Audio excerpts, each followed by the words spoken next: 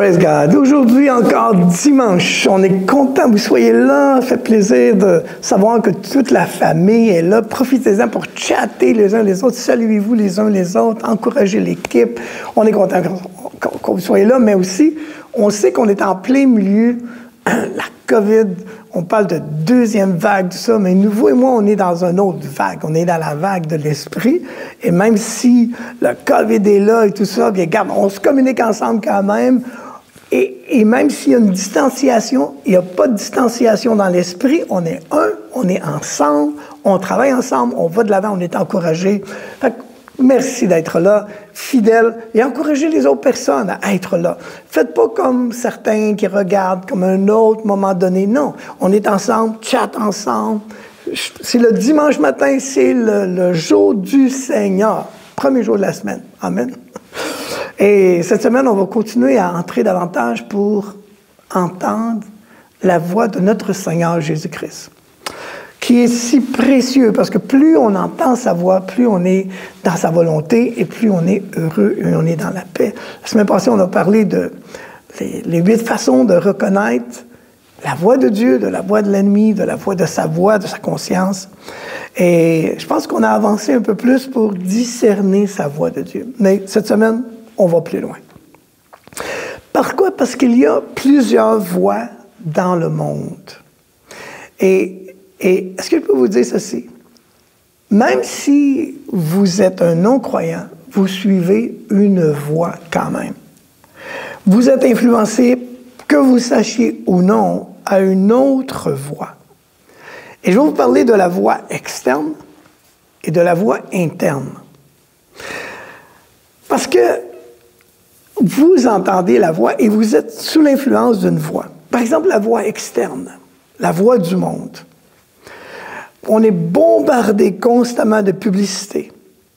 Et avez-vous déjà regardé des choses et vous la voyez tellement souvent que vous finissez par acheter la chose que vous n'avez pas besoin? Pourquoi? On est bombardé de cette voix-là. Et on nous parle souvent, c'est comme, je vous parlais tout à l'heure d'être à l'écoute d'une voix. Bien, il y a la voix d'un professeur, des fois, qu'on a rencontré quand on était à l'école, et puis le professeur nous a influencés. Ou une personne que vous avez rencontrée, que vous avez admirée, vous a influencé. Et que vous soyez bon ou pas bon en études, s'il vous a influencé, ça va toucher le reste de votre vie. Des fois, c'est des philosophes, des artistes que vous admirez. Mais toute personne que vous admirez dans le monde, leur voix finissent par vous influencer. Mais malheureusement, en même temps, vous transmettent aussi leurs valeurs, les valeurs du monde. Quelquefois, c'est les amis, la voix de vos amis. Où est-ce que vous devez être cool, vous devez être là, vous savez. Puis là, c'est... Vous voulez être indépendant, vous voulez être vous-même, mais en même temps, vous voulez plaire à vos amis. Et leurs voix finissent par vous influencer pour vous rendre plus populaire. Mais même si tu te penses libre, tu es sous l'influence de quelqu'un. Toi qui m'écoutes, peu importe, tu es sous l'influence de quelqu'un. Parce qu'il y a plusieurs voix, puis il y a une voix qui a décidé de suivre cette voie-là, ce professeur-là, cet artiste-là, ce philosophe-là. Et finalement, ça va déterminer ton choix de vie. Tu es influencé et tu te conformes à la parole de quelqu'un. Et si ce n'est pas Dieu, alors c'est quelqu'un d'autre. Et Dieu ne peut mentir, Dieu est la vérité, Dieu reste toujours, sa parole est éternelle, mais la parole des autres change, le monde change, la science change. Mais malheureusement, si vous n'êtes pas basé sur Dieu, votre maison va s'écrouler. Hébreux 11, verset 3 dit, « C'est par la foi que nous reconnaissons que le monde a été formé par la parole de Dieu. » Voyez-vous? Cette parole est la fondation, de sorte que ce que l'on voit n'a pas été fait des choses visibles. La parole crée dans nos vies l'existence. C'est pour ça que si vous écoutez la parole de d'autres personnes, ça va créer leur valeur. C'est un principe qui dit que ton monde est formé par la parole de quelqu'un. Oui, vous suivez une voix, mais est-ce la bonne voix? Tout le monde Si vous regardez en arrière, je suis certain qu'il y a certains souvenirs qui vont vous dire « Ah oui, cette personne-là m'a influencé, oui, cette personne-là. » Et voilà. Maintenant, laissez-moi vous parler aussi de la voix interne. La voix interne, c'est pas toujours Dieu. C'est pour ça qu'il faut reconnaître la voix de Dieu qui nous parle. Il y a la voix de la chair, qui parle souvent, quand on parle de la chair, on parle du monde, c'est l'orgueil de la vie. Des pensées qui nous viennent de l'orgueil de la vie, d'être supérieur, d'être comme le voisin. Ou encore la convoitise des yeux. Ah, je vois qu'ils ont un beau bateau, ils ont quelque chose, terrain, maison, peu importe. Et finalement, la convoitise de la chair, tout simplement. Donc, c'est des choses qui peuvent parler à l'intérieur de vous et vous influencer. Et si vous ne reconnaissez pas, vous suivez ces voies-là, mais ça vous amène toujours dans des problèmes. Rappelez-vous, si vous désirez les mêmes choses que le monde, c'est peut-être parce que vous êtes rendu comme le monde. Puis simplement, aussi, il y a la voix de Satan, de l'ennemi ou d'un démon. Comment peut-on reconnaître ça? Eh bien, les démons ont besoin de vous pour accomplir ce qu'ils veulent faire. Donc, ils veulent parler à l'intérieur de vous pour vous influencer. Avez-vous déjà entendu des nouvelles d'atrocités que les gens ont fait et que les gens ont dit un jour, mais c'est pas humain faire ça. Et des nouvelles que vous avez entendues, des meurtres d'enfants, des choses inhumaines, laisser mourir des gens, tuer des personnes, torturer des personnes. Pensez-vous qu'un humain ferait ces choses-là? Non. Il y a des puissances de ténèbres en arrière. Et comment savoir que c'est une voix des puissances des ténèbres? Eh bien, cette petite voix peut vous dire les démons n'existent pas, donc ça vous laisse sans défense. Parce que si vous pensez qu'ils n'existent pas, vous essayez simplement de vous réformer vous-même et vous ne savez pas que ça vient de l'extérieur. Et ils vous manipulent par votre orgueil souvent. Donc la voix de... Laissez-moi vous dire ça, c'est comment distinguer la voix de l'ennemi? Elle amène toujours, contrairement à Dieu, un tourment. Par exemple, la jalousie. Quand les gens qui sont jaloux sont tourmentés. Ou encore la crainte. Crainte du futur, crainte de l'autre, crainte de manquer, crainte. Avez-vous de la crainte à l'intérieur de vous? La crainte est un tourment. Et la rivalité, où est-ce que vous êtes toujours en train de vous comparer à d'autres et vous souffrez de ne pas être comme l'autre ou de ne pas être meilleur comme l'autre. Les convoitises, que vous n'avez pas ce que vous désirez. Ça vous empêche d'être libre et heureux, heureuse. Avez-vous déjà fait quelque chose que vous ne vouliez pas faire? Soyez honnête avec moi aujourd'hui. Avez-vous déjà fait quelque chose que vous ne vouliez pas faire? Vous désapprouvez? Alors, comment se fait-il que vous ayez fait quelque chose que vous ne voulez pas faire? Il y a une puissance de ténèbres qui vous amène là. Alors, vous voyez qu'il y a des voix qui vous gouvernent, qui vous suggèrent de faire des choses selon leur volonté. Puis finalement, on vous parle de la voix de Dieu. La voix de Dieu, il y a une voix de Dieu générale et la voix de Dieu spécifique. Et je vais vous parler de ça aujourd'hui, voix de Dieu générale et spécifique. Et avant que je rentre dans cette-là, on va écouter ensemble un chant, une louange, parce que ça va nous préparer à recevoir la parole de Dieu. Mais quand vous entendez la louange, louez avec, chantez avec. Même si vous êtes à la maison tout seul, chantez fort. Ça m'arrive de chanter fort à la maison toute seule. Ayez un bon temps. On a dit, la semaine passée, voici le jour que Dieu a créé, qu'il soit pour vous un sujet de joie. Faites-en un sujet de joie, réjouissez-vous quand même. À tout à l'heure, on se voit après la louange.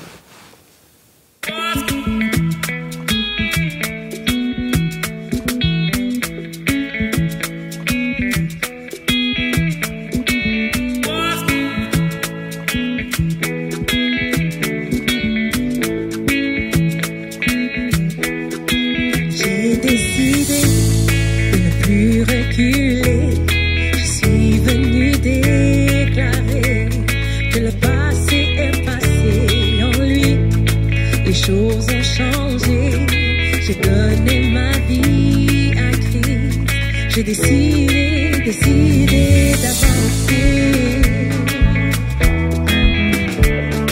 d'avancer.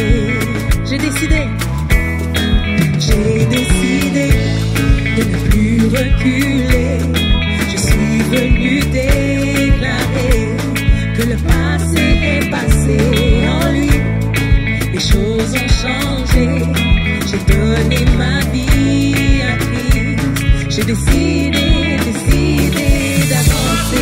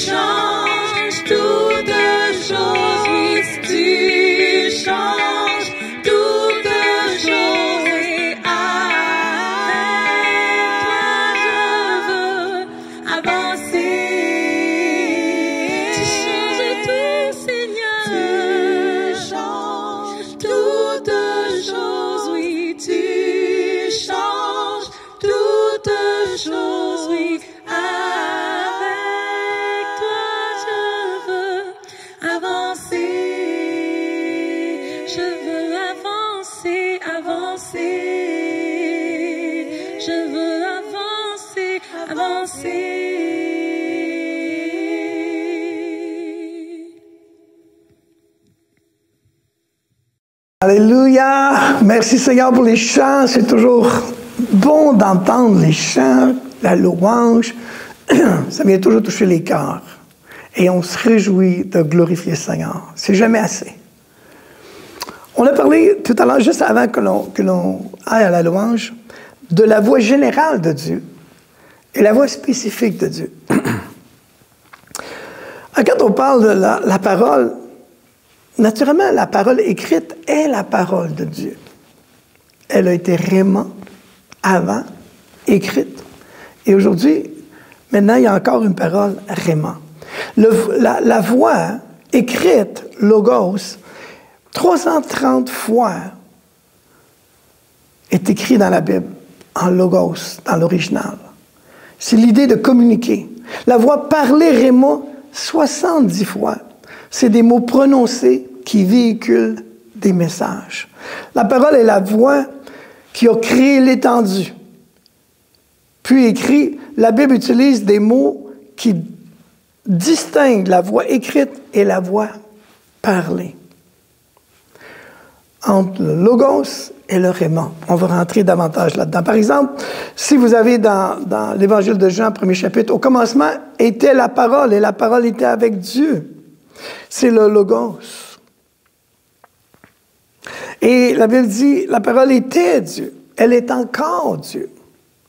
Elle est avec Dieu au commencement et toutes choses ont été faites par elle et rien de ce qui a été fait n'a été fait sans elle. Elle est la vie, la lumière des hommes. La parole de Dieu écrite est Logos et Dieu est Théos. L'apôtre Paul utilise dans Romains 10 l'autre version. Par exemple, il dit « Mais voici comment parle la justice. » Quand il dit « parle », logos, la parole. Comment logos parle. Et il parle de la justice qui vient de la foi. Il ne dit pas dans ton cœur qui va monter au ciel, qui va descendre. C'est d'en faire descendre Christ, qui va descendre dans la Bible, c'est d'en faire remonter Christ d'entre les morts. Que dit-elle? La parole est dans ton cœur. Cette parole, logos, est dans ton cœur, dans ta bouche. C'est pour ça qu'on demande aux gens, reçois dans ton cœur qu'on fasse de ta bouche, parce que c'est ce que la Bible nous enseigne. Le Nouveau Testament contient deux noms grecs que l'on a mentionnés. Le Rhéma dans le Nouveau Testament, le Rhéma et Logos, qu'on a parlé tout à l'heure. Et il y a des nuances importantes. Ici, Logos signifie un message, une idée communiquée, et qui peut indiquer l'intelligence et qui a conçu l'idée. Par exemple, on trouve ça dans Jean 2, 22, ou encore chapitre 4, versets 37, 39, 41, 50. Tandis que Rhéma est l'accent sur le mot prononcé, véhicule de message. Alors, il y a la parole écrite, mais il y a la parole prononcée. Et Dieu veut que vous compreniez qu'il se manifeste dans les deux, mais les deux sont toujours en accord ensemble, fonctionnent ensemble. Et pourquoi? Générale, elle est écrite. Directive, elle est prononcée. Spécifique. Le Christ utilise la parole pour exprimer, manifester, accomplir la volonté divine, annoncer la rédemption de l'humanité et apporter les prémices de la nouvelle création. Par exemple, dans 1 Thessaloniciens 2, c'est pourquoi nous rendons continuellement grâce à Dieu en ce qu'en recevant la parole que nous avons fait entendre, vous l'avez reçue. Regardez, vous l'avez reçue non comme la parole des hommes, mais ainsi qu'elle est véritablement comme la parole de Dieu. Paul est en train de prêcher. Mais les gens ne disent pas que c'est la parole de Paul. Non, non, il prêche sous l'onction de Dieu qui devient la parole de Dieu. Et il dit, elle est efficace. Donc le logos, la parole écrite, c'est la fondation qui aide pour la conduite de la vie chrétienne. Quand vous lisez la Bible, voici comment vous conduire, comment vous devriez être. Elle nous instruit, elle nous informe et elle nous transforme. C'est la parole pour transformer. Le Rhéma donne la direction, donne la révélation, donne la manifestation. Alors, par exemple, il y a 4 façons d'approcher le logos. Il y a des gens qui ont de la difficulté à lire la parole, mais comment peux-tu discerner le Rhéma de Dieu si tu ne connais pas le logos de Dieu? C'est en connaissant la parole de Dieu que tu peux reconnaître si cette voix-là est de Dieu ou non. Si tu ne connais pas la parole, tu ne peux pas reconnaître sa parole. Donc, la première chose pour vous aider à lire et à mieux connaître le logos de Dieu, prenez rendez-vous. Ayez une date précise. Prenez un appointement avec Dieu. Si vous ne prenez pas d'appointement, vous allez passer à côté et vous allez être désappointé. Laissez-moi le redire encore. Si vous n'avez pas d'appointement, vous allez passer à côté et vous allez être désappointé. Exode 19, 10 et 19 nous parle que Dieu a parlé à haute voix. Dieu vient dans une atmosphère préparée. Il faut désirer la volonté de Dieu et entendre sa voix pour le connaître. Il y a un temps, une place, un matin, un midi, un soir, un Tim Hortons, mais peu importe. Si vous êtes dans un restaurant, quand ils sont ouverts, vous écoutez une musique, mais ce qui est important, ce n'est pas le lieu, c'est d'être en contact avec la parole de Dieu, que vous lisez la parole de Dieu. La deuxième chose, Quand vous lisez la parole de Dieu, prenez le temps d'arrêter et d'adorer. Dans Psaume 46, verset 10, ou Exode 14, 13, 2 Chroniques 20, je ne vous lis pas tous les versets, verset 17. 3 armées qui avaient entouré Juda pour les combattre. 3 armées avaient entouré Juda. Et la première chose que Dieu fait, c'est qu'il envoie, premièrement, la louange. Il n'envoie pas les plus gros canons, il n'envoie pas les plus grandes lances, il n'envoie pas les plus gros... Non, il envoie la louange. Pourquoi? Parce que le Seigneur dit, arrête et sache que je suis Dieu. Quelquefois, je parle à quelqu'un ici maintenant qui dit qu'il a besoin d'arrêter et commencer à louer le Seigneur malgré qu'il y a des problèmes, en face des problèmes. La louange, l'adoration. Acte 13, 2 nous parle de ça. C'est là que l'Esprit a parlé. Quand on rentre dans la louange, on crée l'atmosphère et l'Esprit peut agir avec nous. Donc, prends rendez-vous avec Dieu. Prends un appointement pour ne pas être désappointé. Commence quand tu es en contact avec Dieu. Rentre dans la louange et la prière. L'adoration. Troisième chose. Quand tu lis, prie cette parole. Prie cette parole. Tu lis quelque chose, tu lis une promesse, tu dis, Seigneur, je reçois cette promesse. Marc 1, 35 nous dit que Jésus, le matin, se levait pour prier. Il avait une place, il avait un temps. Dans le psaume 119, verset 37, nous parle de ce temps, de cette place-là que Dieu avait choisie. Prière et parole vont ensemble. Il ne faut pas juste lire. Prie-les en toi. Quoi demander? Qu'y a-t-il sur ton cœur? C'est en lisant la parole que ça devient comme « Ah, oh, merci Seigneur, j'avais besoin de ça. » Je ne vais pas simplement la lire, mais je la reçois dans ma vie. Et la quatrième chose, écoute ce que Dieu a à te dire et écris ce que Dieu te dit. Donc, la première chose, c'est quoi? Vous vous souvenez? Prends un appointement pour ne pas être désappointé. Deuxième chose, arrête et adore. Crée l'atmosphère de Dieu autour de toi. Troisième chose, prie ce que tu lis. Prie-le à l'intérieur de toi. Quatrième chose, écoute ce que Dieu a à dire et écris ce que Dieu te dit. Écoute, c'est le plus difficile à faire. Parce que quelquefois, on n'entend rien, on se pense seul. Mais si tu prends le temps, tu vas voir que Dieu continue de te parler. Dans le psaume 45:1, il dit, « J'écris un poème. » 1 Chronique 19, encore il parle d'écrire. Habakkuk 2:2, écris la vision. Alors, quelquefois, quand tu écris ce que Dieu te dit, tu écris ce que vient dans ton cœur, tu vois que Dieu t'avait parlé. Écris ce que tu penses. Écris ce que tu veux comme réponse. Écris ta volonté, ta prière pour ta fille, ton garçon, ta famille. Écris-la. Seigneur, je demande et je crois que. Et tu vas commencer à voir que Dieu répond à tes prières. Tu vas regarder dans tes notes et tu vas dire, Dieu a répondu à ma prière. Alléluia. Ça, c'est la parole générale de Dieu.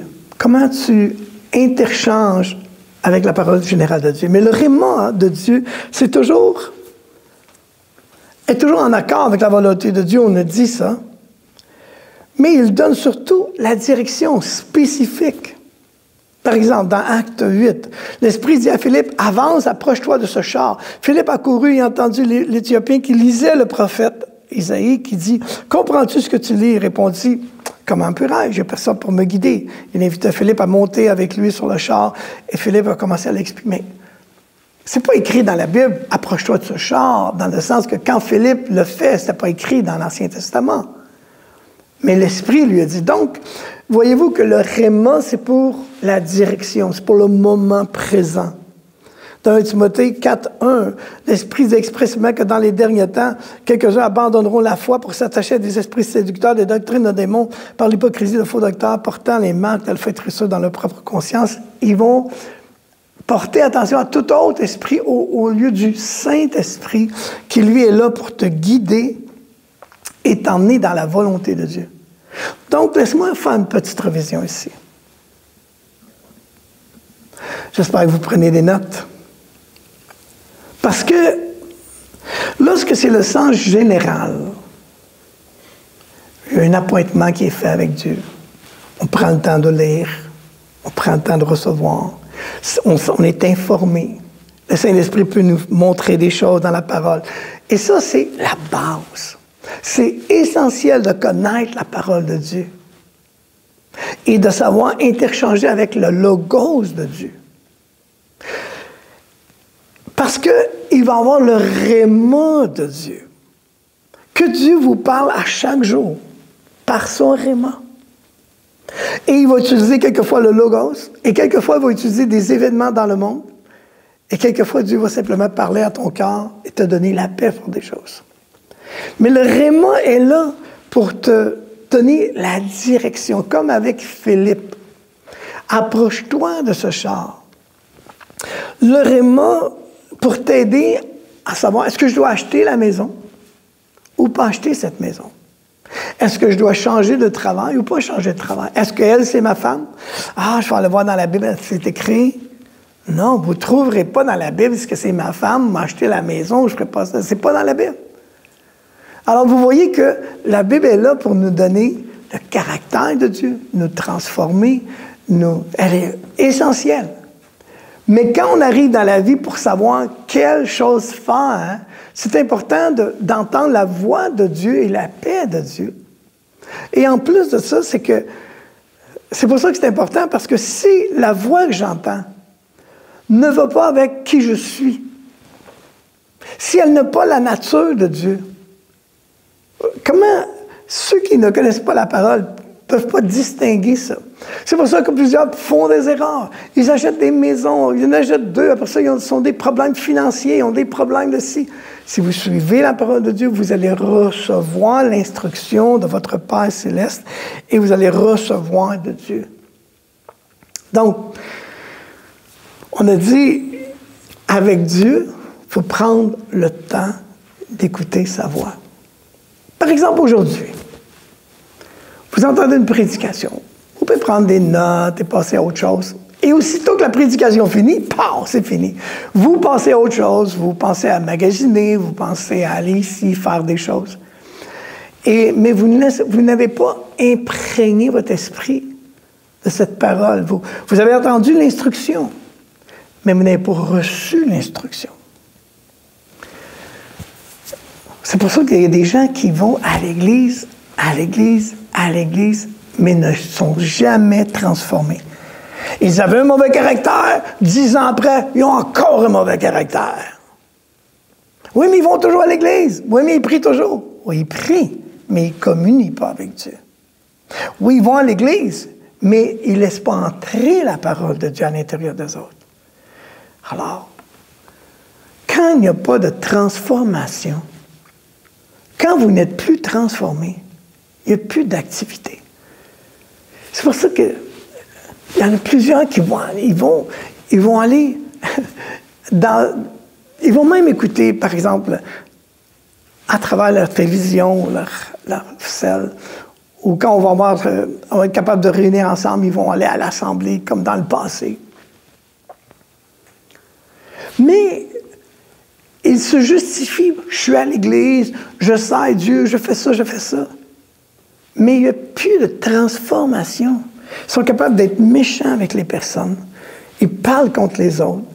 Ils sont pas agréables. Qu'est-ce que c'est? Quelle sorte de chrétienté est-ce que vous pensez avoir? Quand vous allez rencontrer Jésus, vous devez rendre compte au Seigneur de ces choses-là. Il y en a qui croient être sauvés, mais ils ne sont pas sauvés. Parce qu'ils seraient sauvés, il y aurait une transformation qui est là. Il y aurait de la repentance. Il y aurait des excuses. Il se passerait quelque chose. Il y aurait de la joie, il y aurait de la paix. Non, les gens, ils vont là, ils ne changent pas. Ils sont toujours pareils. Ça va bien, je suis chrétien, je vais à l'église. Ça n'a rien à faire. Plein de gens vont à l'église. Être chrétien, c'est d'avoir le fruit. C'est d'être capable d'entendre sa voix. Jésus dit, mes brebis entendent ma voix. Et ils me suivent. Ils ne restent pas dans la rébellion. Ils ne sont pas en train de... Ça, il y a des gens, des fois, ils vont à l'église, ils parlent contre leur propre église. Ils vont à l'église, ils parlent contre leur pasteur, ils parlent contre leurs dirigeants, ils parlent contre leur leader. Ils vont à l'église, ils entendent les prédications, mais ils ne changent pas. Il n'y a pas de repentance. Il n'y a jamais dit, il n'y a pas d'excuse, jamais. Tout le monde peut faire des erreurs, tout le monde peut faire les péchés, mais on peut rester dedans. On ne peut pas rester dans le péché, rester dans l'erreur, rester là. Non, on ne reste pas là. Il y a une repentance, il y a un changement, puis là on dit, Seigneur, utilise-moi. Si vous voulez la réalité, faites cette prière avec moi. Dites-lui, Seigneur Jésus, entre dans mon cœur, sauve-moi, délivre-moi. Je veux la réalité. Je ne veux pas un fake gospel. Je veux un vrai gospel. Je veux un vrai évangile. Je veux une vraie expérience avec toi. En mon cœur, sauve-moi, délivre-moi. Dans le nom de Jésus. Amen. À partir du moment, allez à mcijc.ca et regardez comment on peut vous aider. Si vous êtes sincère, si vous cherchez la vérité, vous allez la trouver, vous allez l'entendre aujourd'hui. Quand on parle de réma, à travers cette émission, Dieu vous a donné des rémas. Dieu vous a donné des moyens de faire, des moyens de survivre, des moyens d'être dans la victoire, dans la joie. C'est comme ça. C'est comme ça. Il va toujours avoir des faux, il va toujours avoir des chrétiens qui vont négliger, mais toi, pas toi. Tu vas rester avec moi, on va aller avec Jésus, on va glorifier le Seigneur. Reviens bientôt. Alors, COVID, pas COVID, pour nous, c'est dans l'esprit qu'on est unis. Que Dieu vous bénisse. Merci d'avoir été là encore aujourd'hui. Et soyez dans la joie et soyez attentifs à la voix de Dieu, dans le nom de Jésus. Soyez bénis, bonne journée. On va retourner à la louange. Nous sommes maintenant rendus à la fin de notre service. Nous vous remercions d'être restés connectés avec nous jusqu'à la fin et nous vous encourageons à rester aussi connectés avec nous durant la semaine et pouvoir mettre en application justement le message du pasteur Alberto Carbone. Passez une glorieuse semaine dans la présence de Dieu et on se revoit très bientôt. Bye!